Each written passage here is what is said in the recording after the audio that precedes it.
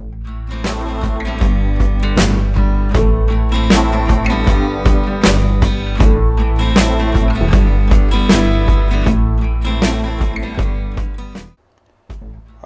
so this iPhone 7 Plus was completely destroyed.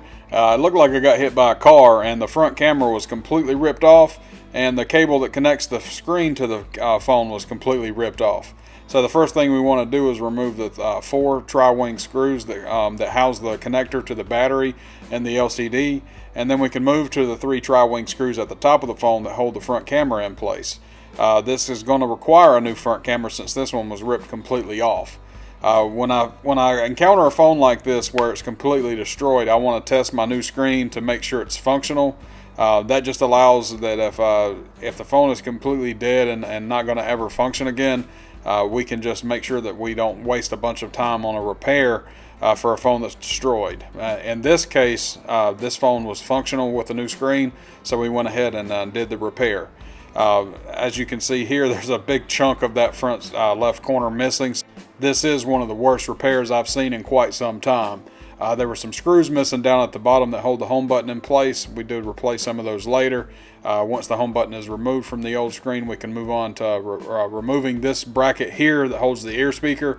If we didn't need the ear speaker in that bracket, we wouldn't even bother with this part, but because that ear speaker is important, we have to remove it and the screws that hold the front camera in place. The first thing we want to do is run that home button through the front to the back on the new screen. Like I said before, it was missing some screws here, so we are going to replace some of those screws. You snap that home button in place, and then you put your little metal containing bracket over the home button and screw it in place. There's supposed to be 4 screws here. Only 2 screws were in this phone when we got it, so we put an extra screw in place. I only had 1 screw to replace it with that was the right size. You don't want to just start putting any kind of screw in there, because if it's the wrong size, you can damage your components. My replacement front camera here does not come pre-folded, so you have to fold it in place. I remember the first time I ever had to fold one of these front cameras down, I didn't know what was going on. I had to pull the old camera out of the trash and figure out how to fold it myself. And it has to be done exact, or none of these components will fit in their slots. So it's not an easy thing. It makes it look a lot easier on camera once I've done 100 of them, but the first time you encounter this, it's not easy at all. This little metal clip goes over the top of the ear speaker, and it will make sure your holes are lined up so that the screws all go into place. Sometimes that's easier said than done, but once you've got all your screw holes lined up, you just put your screws back in place.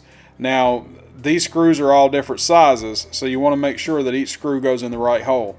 If you put a long screw where a short hole goes, you're going to end up screwing all the way through your screen and breaking your screen, so you don't want to run into trouble with that. These screens are not cheap, so you want to make sure that you don't have to replace the screen a second time because you put the wrong screw in the wrong place. There are 5 screws here. They're all Phillips head screws, but they are all different sizes. So make sure when you take this phone apart, you put the screws where they go. Now we can put our connectors back in place. Our new front camera is in place. Snapped it down tight. Replace the 3 tri-wing screws here. These are different than the screws that hold the front camera onto the screen itself. Again, make sure you keep a pattern of where your screws go. And then there are 4 tri-wing screws over the LCD and battery connectors. There's 1 long screw and 3 short screws here.